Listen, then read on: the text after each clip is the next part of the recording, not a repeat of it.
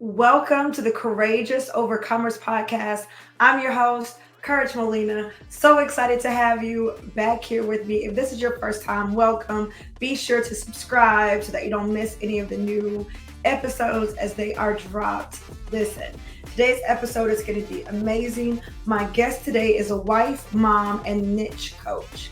She helps coaches decide on a niche so they can walk boldly in their purposes as life coaches. She's passionate about helping other women to be who God has called them to be. So, y'all know I love that.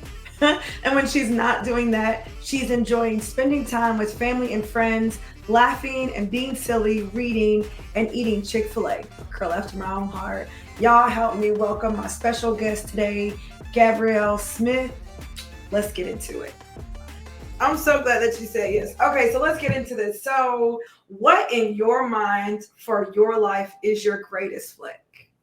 Somebody thinks your greatest flex is like your business, that you do this, that you travel, that you've done all these things because it's the thing that they want to do. But you living your life, if you had to pick one, like for you, for your values, what would you say? Like, this is my greatest flex is actually this. Huh. So I kind of have two a little bit, right? So one being my greatest flex is that like I connect with people. I think that is a genuine gift that I have that I'm able to build and maintain relationships with people just in an organic, genuine way because I care about it's the human factor for me. I'm able to see the good in people and I am able to focus on that. And so that is one of my big flexes.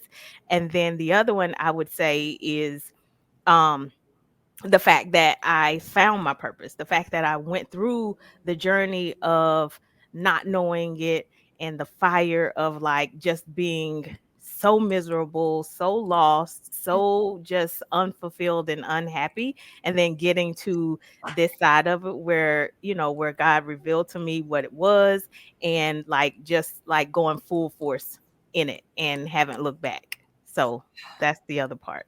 No, I love those two things. And they actually go hand in hand because whatever our purpose is, regardless of who you are, it is absolutely not one that you've been meant to do on your own. Yeah. Whatever it is God has called you to do, created you to do, anointed you to do, wherever that is, requires that you have relationship with other people.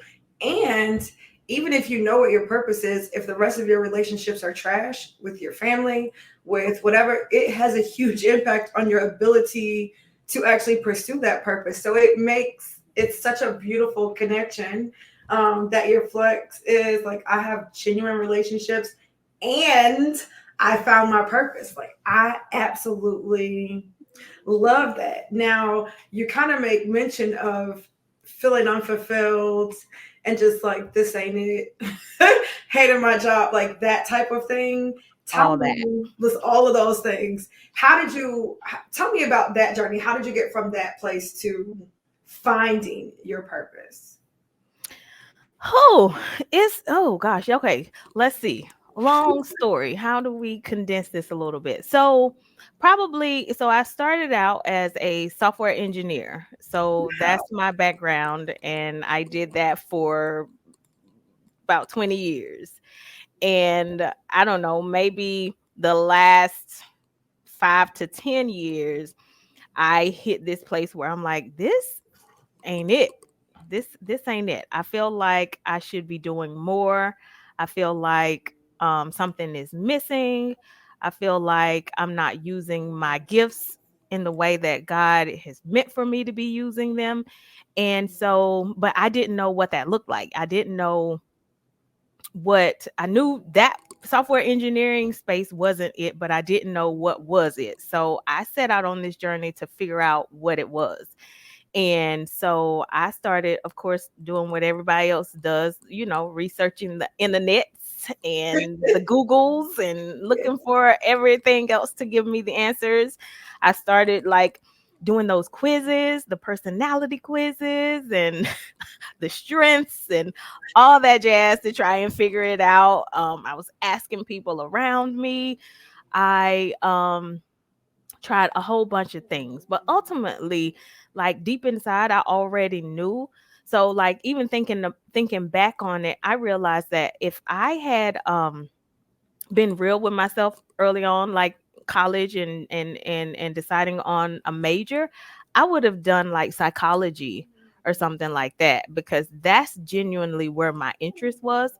But because at that time I'm focused on money, I'm like, okay, so what major do I need to make the most money when I get out of school?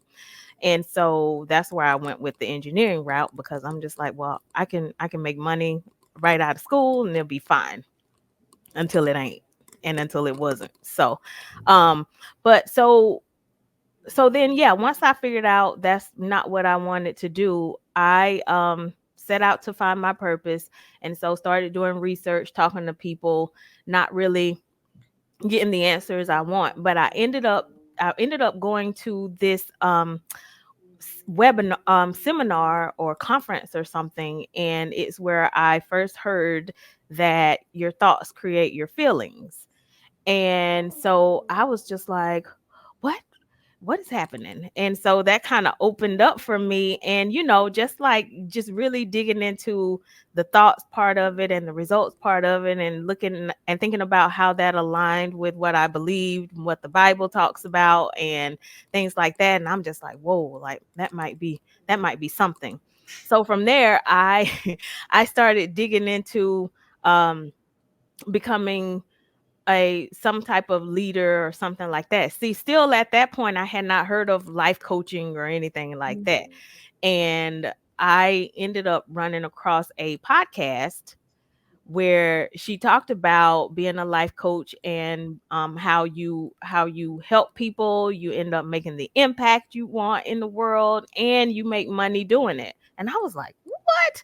So then I was, got more information for that, signed up for the certification, and got certified, and have not looked back. So that's it in a nutshell. First of all, I absolutely love it. I want y'all to like. I hope that they hear this is a pursuit.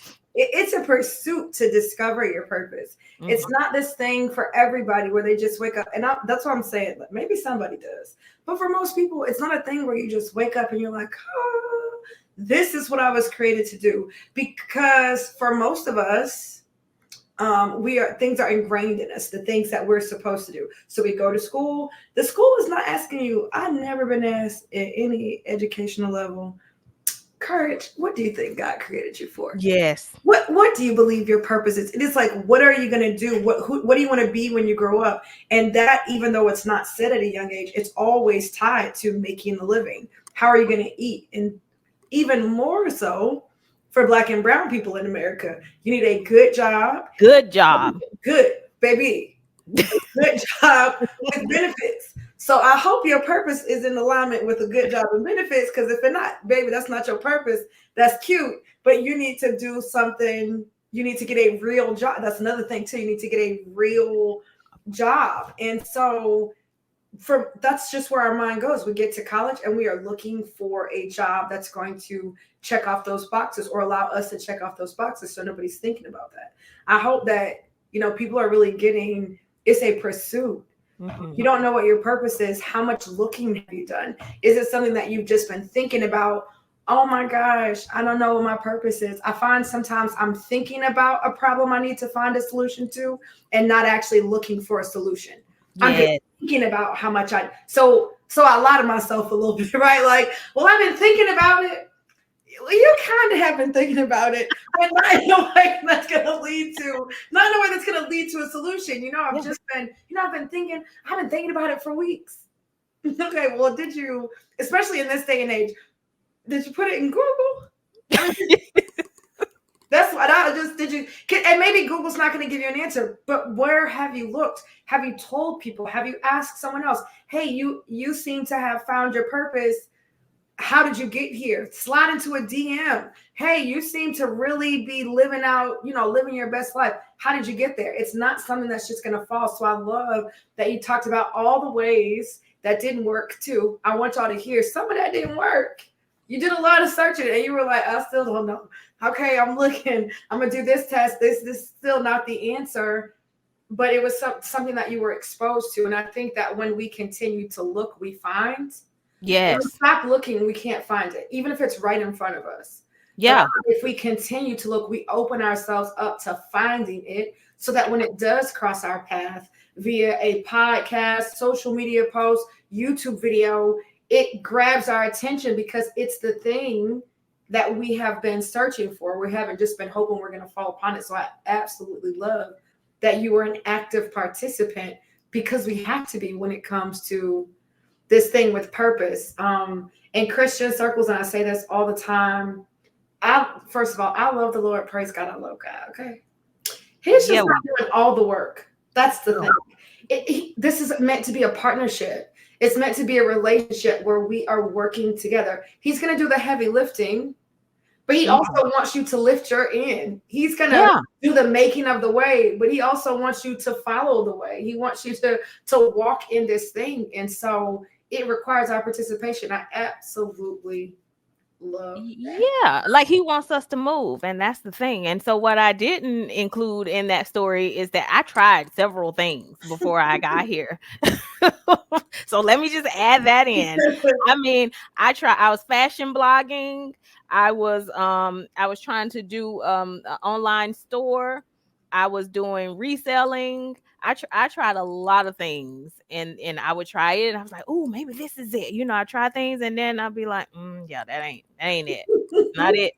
Next, and I would try things. And so there's periods of disappointment, of like failure, of all kinds of like letdowns in the process before I got there. But it's just like it's like you said, I was seeking. I was on a journey to figure it out. And so I just kept going until I got there.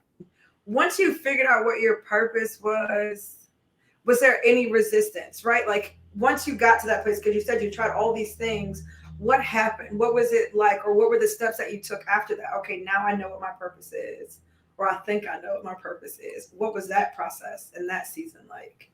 Oh my goodness. So it was the biggest thing was the money, right? To fund my certification. And so I had to work through that, pray about that, and I got the money. And then the other piece of it was I get in the certification and I have to coach in front of people. And let me just rewind. I had not been a front street type person. I'm Mhm. always behind the scenes. Mhm. I was the person who would post outfits on Instagram without my face.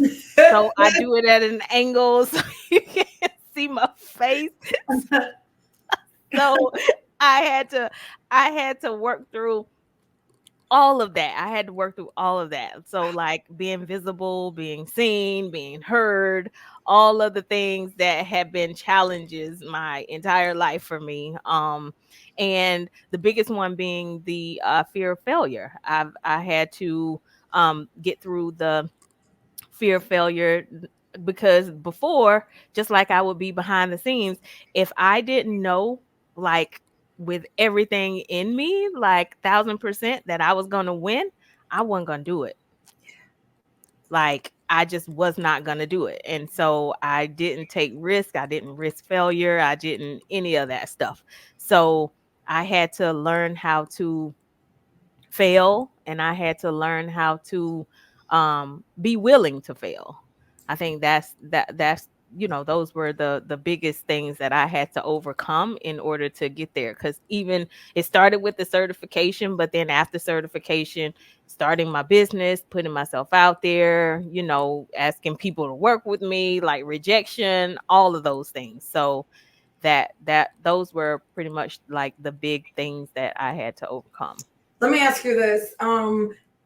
Prior to like this situation, being an entrepreneur and all that, Mhm. coming up in school and going to college, did you experience a lot of failure, like academically? Did you struggle? No. I No. knew it. I knew it when you told me. I knew this because I 100% get you. you didn't have a lot of experience with failing. No. And then you got to this big age, whatever that age was, you got to this big age. Yeah. And now you're going to try something new. I think that people miss that so much. I am like you. I did not struggle in school. I did not have any failures. I don't even know what you're talking about. But I also, the only thing that was in front of me, right, it's just academics. And so I do that well. But there are lots of things that I don't do well, but that wasn't a requirement in school. So I never even had those experiences, and I wasn't interested in any of those experiences. Once I got to a big age, it was the first time, like, oh, I'm 100% sure I can kill this class. I don't care what we talk. Like, I know I need to do what? I need to study for this test. Like, girl, bye. I'm a pet. Like, somebody give me what I need. I'm gonna get this done. I don't care what the pass rate is. Yes. I got this, right? Yeah. But when you come over here on this purpose side with all this uncertainty and no guidelines and no rule book. If you could tell me, and I used to say that, if you could tell me exactly what to do, I told the Lord, just crying. If you give me a roadmap, I will do it. Yes. I will get in the mud. I will eat the frog. I'm like, whatever just give me the roadmap, okay? Tell me how long it's going to take me, how long it needs to, how much time I need to set aside to get to the end of this rainbow. I know I need 4 years for college. I know that I have to do X, Y, Z. So I got a time frame. So I don't expect for me to get a degree in 2 days so I can keep doing it. It's like he took everything, everything that gave us comfort, that gave me a sense of stability. He was like, "Now let me take that. We're gonna throw that out." Yeah, and even in our careers too, right? Like there's a process. I mean, you do this, and this, you get promoted. You do this, and this, you do well. Like exactly what to do to succeed at the job. And it's exactly what you said. When we embark upon this ordeal, God be like, yeah, there you go. Figure it out. We don't know what that's like. We don't know. We imagine it to be the worst thing in the world, to give something our all and then it not pan out. Yeah. I used to be like, I cannot think of a time where I've given something 100%, an actual 100%, and I didn't make it. I don't know that. But I also was very selective. It's not because I'm great at everything. It's because I'm mad selective about what I'm going to try. I'm not trying that. I'm not doing it. I've already assessed the probability of my success, and it's just not high enough. Yes, so, that could potentially risk my success rate that I have going on right now. If you're going to mess with my success rate, how about no thanks? Yes, the fear of failure is so real, and I think people are surprised to see it with high achieving individuals. You've had such great achievement, and people can look at you from the outside, but look at all these things that you overcame. You're just so courageous. You're so brave. You're so smart. And you're like, yeah, I get that. It looks that way from you on the outside, but it's really my selection process. And while people might be cheering you on, you're going to be able to do it. It is so much fear you feel in your mind. It can be debilitating. It can keep you from moving. Yes. You talk yourself like, first of all, this is irresponsible. I want to be responsible, and investing this amount of time and or money for that without a guarantee on my return of investment. That seems irresponsible. And I don't want to be a fool. We can talk and reason ourselves. I have reasoned myself but I want to be responsible. This is not good fiscal behavior. So I'm going to go over here instead and do this. We can talk ourselves because we are high achievers and we are sophisticated. So we know what it is. But how did you get to a place where you were like, oh, I feel like I got to throw up a little bit, but I'm still going to do it. How did you get there? How did you do it? Because you're here now. Yeah. Well, it's my why. It's my why. Because I still do it, right? Like I still do it. I'll still say yes. And then I get off the phone or whatever. I'm like, you know, call, calling my coach like, oh God, I just said yes to this thing and I don't know, all of that. So it's my why, it's my purpose. My purpose and my desire to live in my purpose is stronger than my desire to stay comfortable. That's just all it boils down to. Say that one more time. What is your why? Say it one more time. My desire, my calling, my drive to fulfill my purpose, to live in my purpose, to walk in my purpose is so much stronger than my desire to stay comfortable.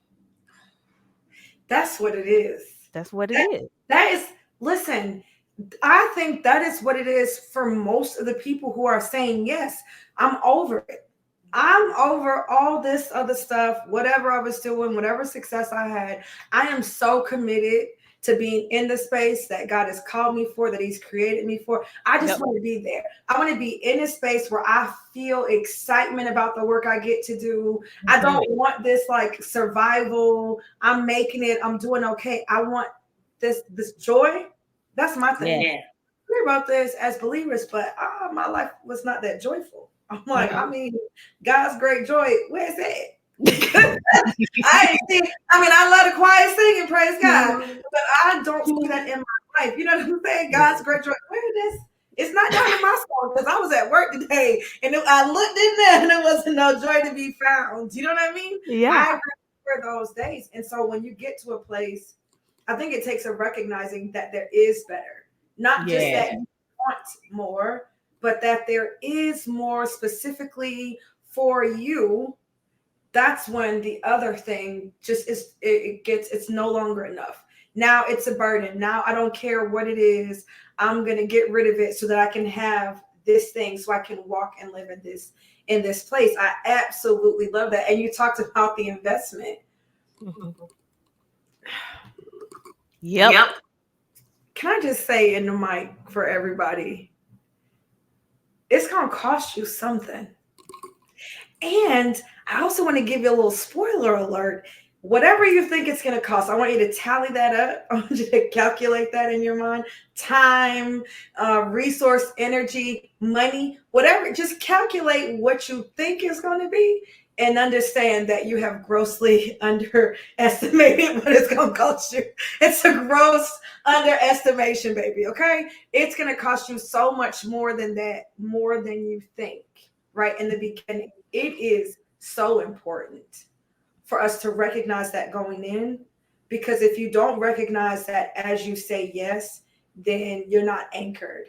Your, Mhm. your why doesn't have the weight, and that why needs to be weighty, because there are going to be storms that come, the winds are going to blow, things aren't going to work out the way you think they would, but the weight of that why will keep you on solid ground. It'll keep you from drifting and going back to where you were before and giving up. But you have to lean into that and really get connected to what that why is, because once you get out there, I know you prepared for some stuff, but it's gonna be some stuff you didn't even know it could happen. Like, oh, Listen. Yes. that happened? I didn't even know. I never even imagined that that could be a thing. Yeah. And let me tell you, like I'm telling you, once a week, I'm like, Lord, I don't know about this. And then, like you said, it's but then I can re-anchor Mm-hmm. into my why, and that like keeps like, okay, Gabrielle, like get it together. Think about why we started this in the first place, right? And I can get myself together. So yeah, it's about finding your why and having that strong enough why to why you're doing what you're doing. And I think too, you mentioned cost and how it's going to cost you to figure this thing out, not only figure it out but also like walk in it, Mm-hmm. but also think about how much it's costing you not to. Yeah.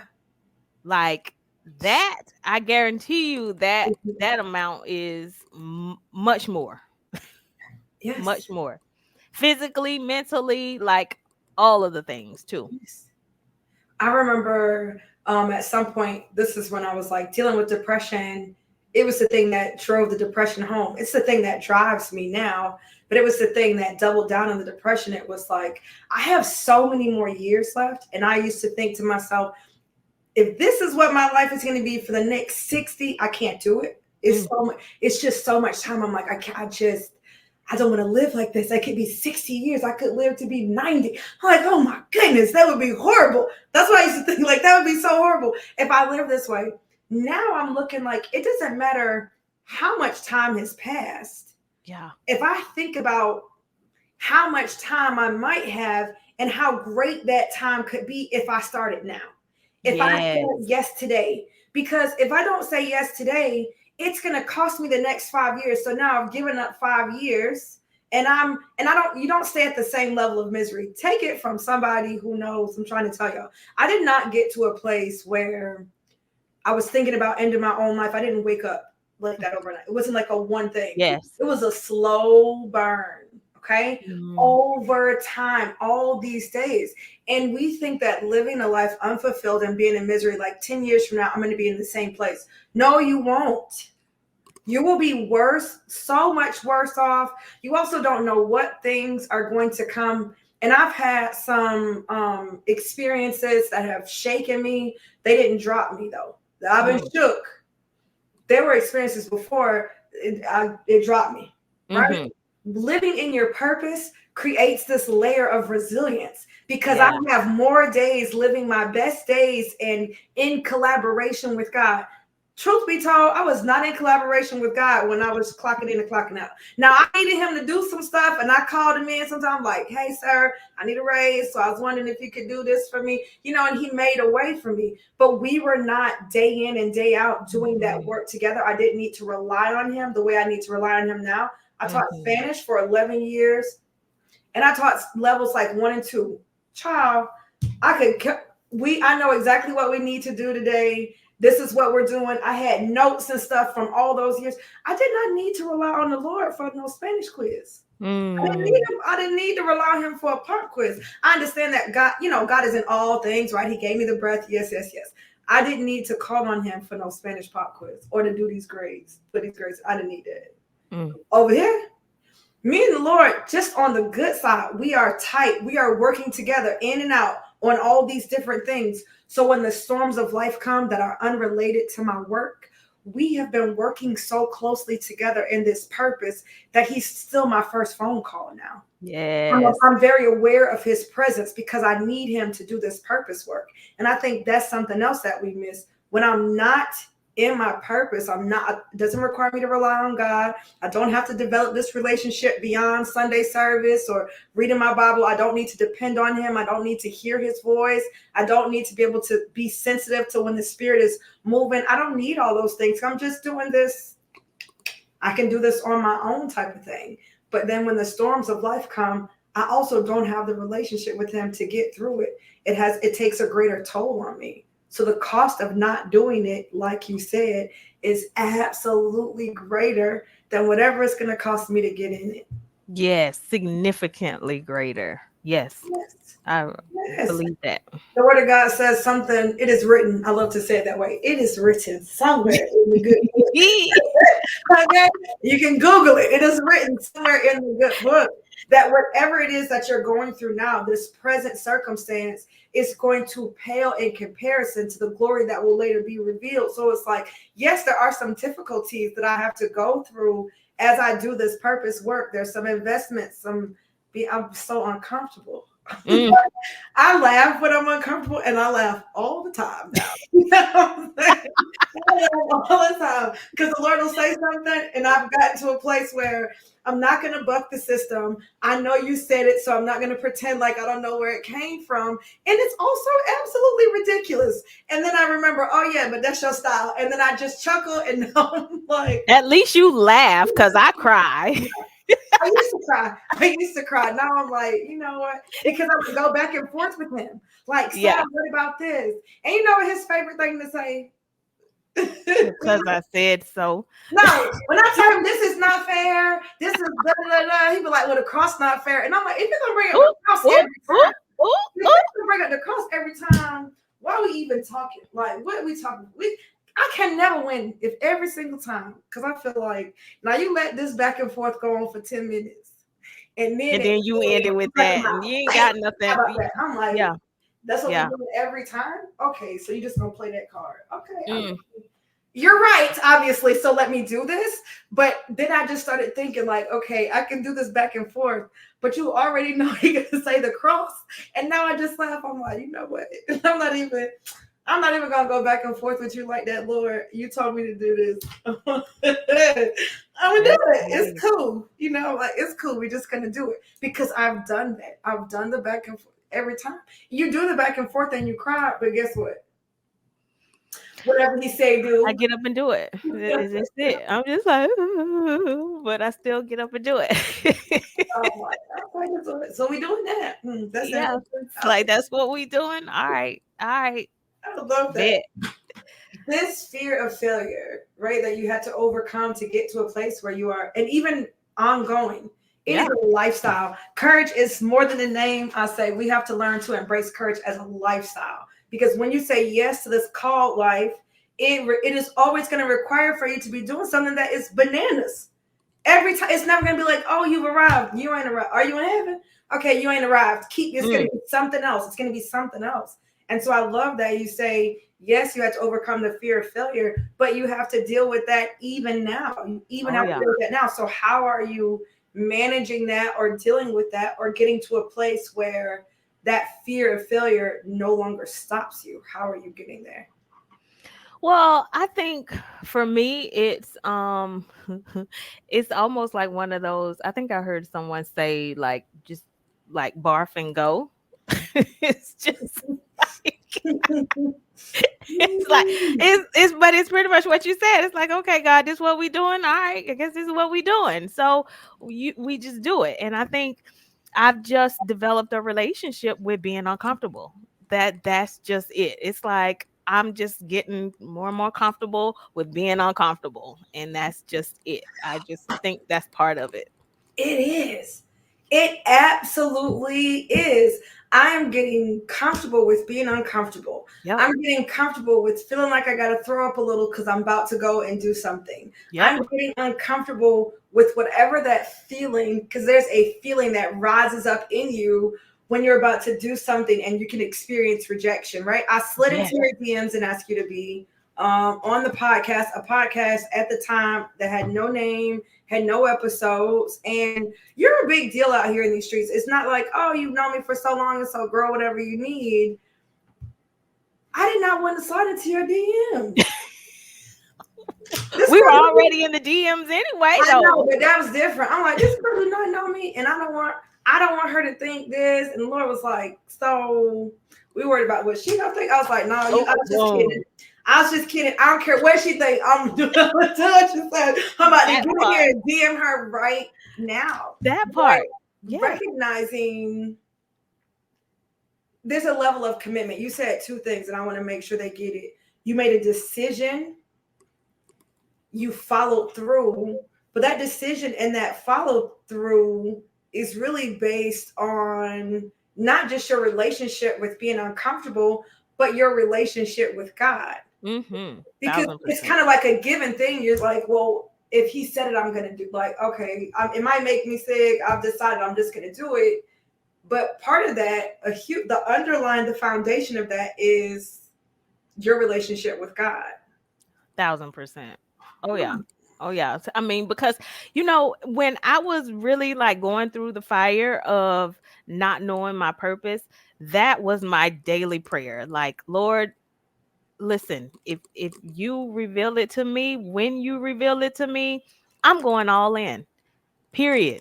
And that's just it. So when I start feeling like uh, do I mean, what she then I remember I'm like, no, no, no, no, no. This is what we doing. This is what we were called to do. So we just gonna do it. And it's gonna be fine. Because you know what?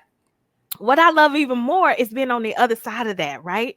Like the feeling of having done it, and you put yourself out there regardless of the outcome. It's just like, oh my goodness, like I did that. Like that took everything out of me. That took another level of another version of me to do that. So I'm excited. Like I am addicted, I think, to that feeling on the other side of it too, where I'm just so proud of myself and so happy and just like, thank you, God, for for presenting me with that challenge and requiring that of me so that I could be this person, so that I could serve this person, so that I could whatever it is he wanted me to do and wanted to get out of that situation.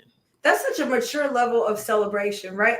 We know to celebrate, even whether we do it or we don't do it. Everybody's okay with celebrating like accomplishments and achievements. I achieved this goal, I hit this target. But I think it takes a level of maturity and purpose and in this work to say, yes, I'm going to celebrate accomplishments.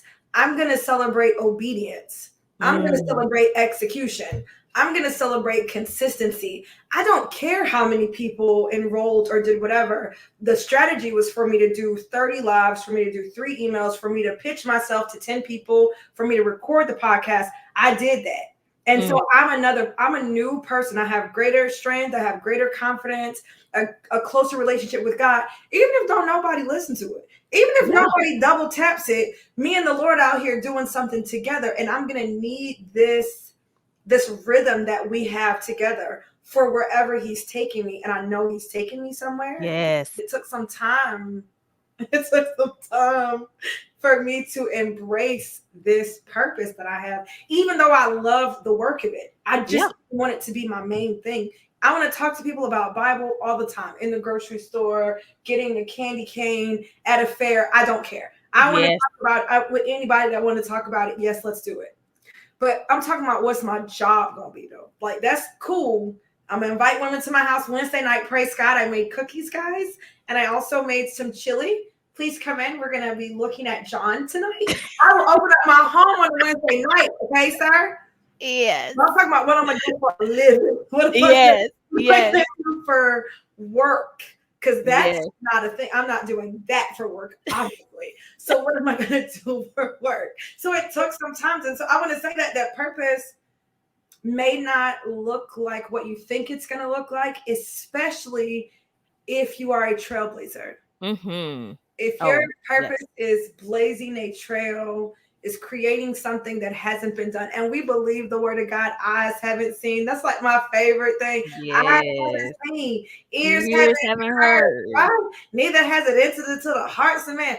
Okay, so you're trying to say it's nobody else out there that's done it? Well, duh, because the Lord said eyes hadn't seen it. That's We're right. gonna be the first to do it. Come on now, friends, right? Like, but we can't we can't imagine that we're gonna be chosen to No. be a trailblazer. We can't imagine that our purpose is going to be a purpose that's going to be outside of our comfort zone. I've missed this. We didn't really touch on this, but I want to go back. God just brought it back to my mind. Do you know how much I just love that in order for you to walk in your purpose, you had to come out of the idea or the agreement or the season, the identity of being behind the scenes all the time. Oh my That goodness. is comical that that's how you were. Like that is actually laughable because I see your face all the time. You know what I mean? I see your face Yeah. all the time. And it's a great face. I see Well, it all thank the you. time. So when you were like, I'm just kind of behind the scenes, I'm not going to be doing it. And the thing that you do requires you to get out from behind that and have your face out there. People are always like, oh, I'm an introvert. Okay, cool. I love that for you. The Lord knew you were an introvert when He gave you that assignment. And you Yeah. have this assignment that may require you to work outside of this Yeah. thing. I don't want people to miss that. Let me tell you, I think that was one reason why I questioned this. Kind of like you. It's like, well, wait a minute. Well, wait a minute. Because you said that like there are gifts involved, right? Like they should be things that I'm good at and that I'm comfortable with and all of that, right? Like I'm not comfortable being talking on the cameras. I'm not good at being center of attention, speaking in front of people, like that's not something I'm good at. So Lord, I'm a little confused here. But honey, he wasn't letting up. He was just like, no, this is it. I'm pretty sure that this is what I have for you to do. So, and I really had to work on that. Like I really had to work on my ability to get on camera, show my face in a still photo, much less talking on a video or jumping around dancing on camera or any of that, right? So it was definitely a process. And but I think the biggest thing is that, like, the foundation of it, again, anchoring in my purpose. Like that's the thing that, like, kept me going. Like, I'm so committed to doing this and to being who God has called me to be, that I'm figure it out. And then you do it so much that it becomes just one of those things where you just like, okay, that's just something I do. It's part of my job, right? Like, just like anything else. So yeah, second nature. I hated doing video. I started out with a blog, which was not successful, but it got me to a place, right? But I didn't want to do video. I didn't want pictures up. I didn't want to go live. I hated that. I'm like, I don't want to be on nobody's camera. I don't want to do that. And now it's so second nature. People can't even imagine yeah. how much I hated it. Let me have a word. Okay. Listen, I'm with gonna be with a do rag on and everything, yeah. honey. Listen, y'all finna get this bonnet. Yes, y'all about right. Y'all about to get this bonnet blessing. Okay. Yes. That's what y'all about to get. Absolutely 100%. Yeah. I hope that y'all are hearing one, that it's a process. It doesn't always look like you think. It's going to take some time. It's not this clean cut, easy, I'm going to pull something out the box and it's just going to work for me. And also that when it doesn't work for you, it's not a red flag. It doesn't mean that you don't have a calling, that God didn't send you, that you weren't created for something. It is all a part of the process. And I want, for whoever God brings this podcast to, I want to hear this truth being said over and over and over. We need a constant reminder for us to, one, get it, and two, we need a constant reminder because we're getting so many other messages. We're taking in so many other instant, I tried it one time and I was a millionaire messages, that we start to believe that those, which I'm not saying they're not true, somebody did become an overnight success, great. There are fewer of those that have become millionaires. Yeah. There were people who had a story, had something to overcome, and still ended up successful. Yes. There are more of us out here than the one time I hit this thing and I went viral off my first video. So now you didn't go viral off your first video. You think that's it. I'm so grateful that you came on to share your story. You had something to overcome to get to where you are. Oh yeah. That. Okay, this is my last question for you.